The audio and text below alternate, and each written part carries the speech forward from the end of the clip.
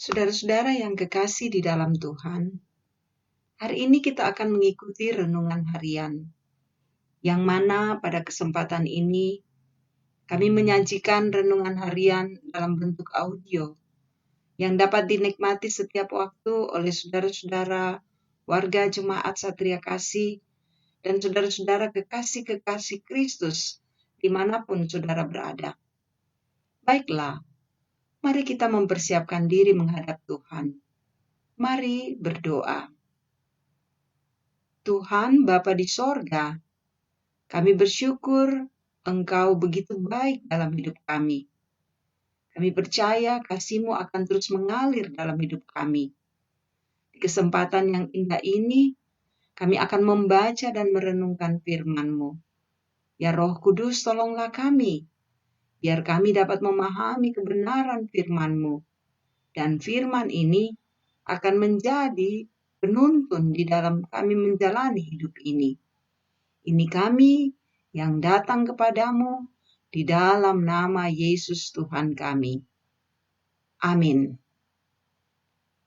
Saudara-saudara yang kekasih, marilah kita membuka bagian firman Tuhan dari kitab Bilangan pasal 1, ayat 1 sampai dengan ayatnya yang ke-9. Firman Tuhan berkata demikian.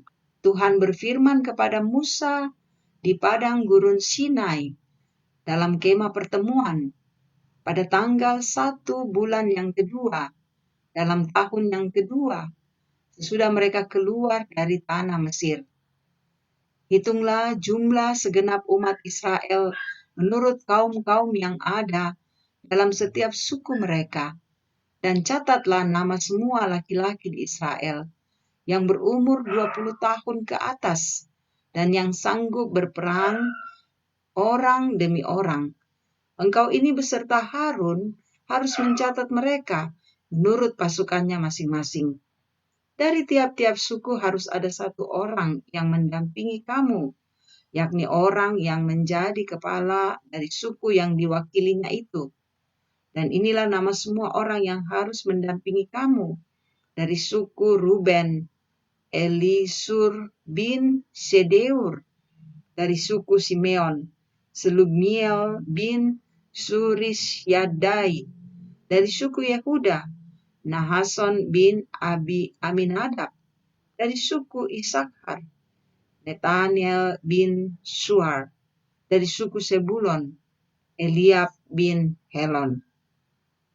Demikianlah seluruh bagian pembacaan firman Tuhan kita pada kesempatan ini.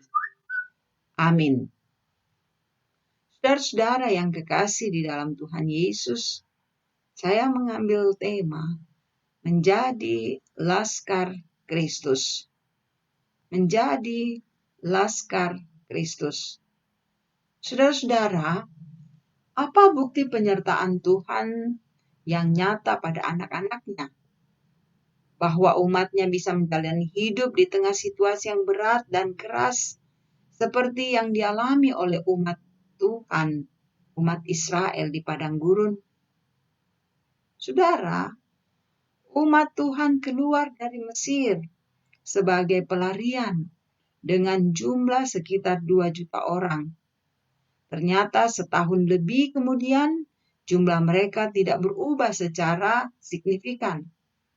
Jumlah itu relatif stabil setelah 38 tahun dan sudah beralih generasi. Bagaimana komunitas besar tersebut menghidupi setiap anggotanya dengan kebutuhan sandang, pangan, dan papan mereka? Semuanya hanya karena Tuhan.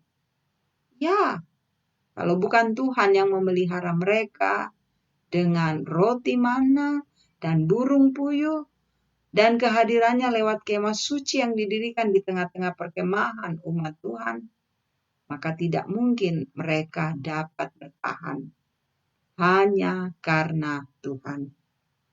Saudara-saudara yang kekasih di dalam Kristus, bukan hanya penyertaan Tuhan yang mencukupkan kebutuhan hidup mereka, tapi mereka juga dipersiapkan untuk memasuki tanah perjanjian.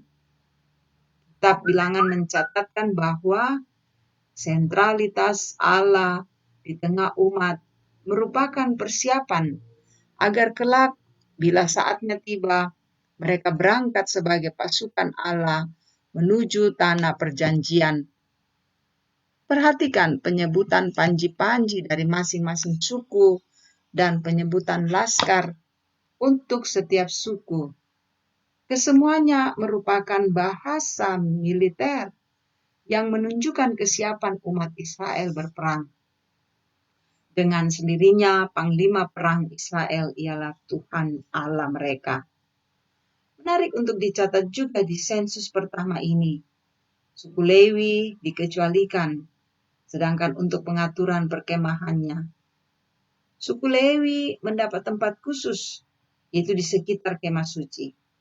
Ini menarik sekali karena seolah-olah pengaturan perkemahan itu sekaligus pengaturan keberangkatan pasukan Israel ke medan peperangan.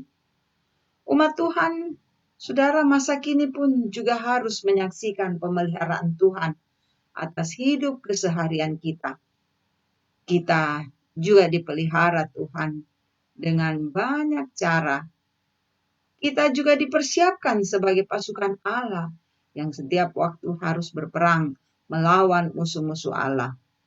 Karena itu, mari kita mempersiapkan diri menjadi laskarnya, bahwa kita mau untuk menjadi orang-orang yang ada di garis depan, menjadi pengikut Yesus dan setia padanya. Mari mensyukuri pemeliharaan Tuhan, termasuk penyediaan perlengkapan peperangan rohani dalam kehidupan kita. Dengan demikian, kita siap menjadi laskar Kristus karena Dia memelihara kita dan terus ada bersama dengan kita sekarang dan selamanya. Amin. Saudara-saudara yang kekasih, marilah kita menghadap Tuhan di dalam doa.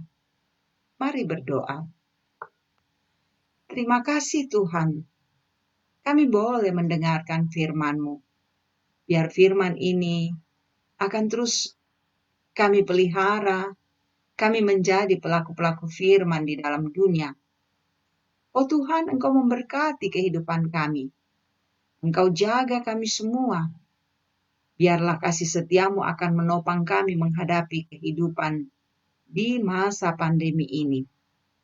Engkau ada bersama dengan saudara-saudara kami yang bergumul karena sakit, bergumul karena duka, bergumul karena kebutuhan pribadi, bergumul dengan sesama dalam hal komunikasi, pergumulan-pergumulan yang tak dapat kami sebutkan. Tuhan, Engkau bersama dengan umat-Mu, agar kami semua melewatinya dengan tenang dan sabar, dan pasti ada jalan keluar yang Tuhan siapkan. Engkau juga hadir dalam sukacita jemaat-Mu, entah pertambahan usia, entah menerima berkat-berkat Tuhan. Dalam banyak hal kami percaya Tuhan yang akan menyempurnakan setiap sukacita umat-Mu. Engkau peliharakan umat-Mu, kami semua, agar kami tetap kuat, tetap sehat, imun tubuh kami meningkat, dan kami teguh menghadapi kehidupan ini. Bapa, Engkau juga bersama dengan bangsa, negara, dan pemerintah kami. Engkau tuntun pemerintah untuk terus menegakkan kebenaran dan keadilan-Mu. Dan biarlah negara kami, keadaan kami boleh aman, tenang.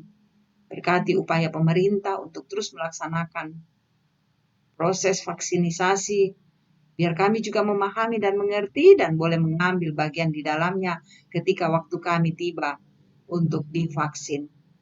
Tuhan jaga kami, peliharakan untuk hari ini dan seterusnya. Kami percaya Tuhan mengendengkan telinga untuk mendengar dan mengabulkan doa kami. Ampuni dosa kami, dalam nama Tuhan Yesus kami berdoa. Amin. Bapak Ibu yang kekasih, terima kasih untuk kesetiaan kita mengikuti renungan ini. Semoga menjadi berkat bagi saudara-saudara dimanapun saudara-saudara berada. Tetaplah untuk setia menunggu renungan berikutnya dan tetaplah menjaga kesehatan sebagaimana kita diajak untuk mengikuti 3M. Tuhan memberkati saudara-saudara. Salam sehat. Amin.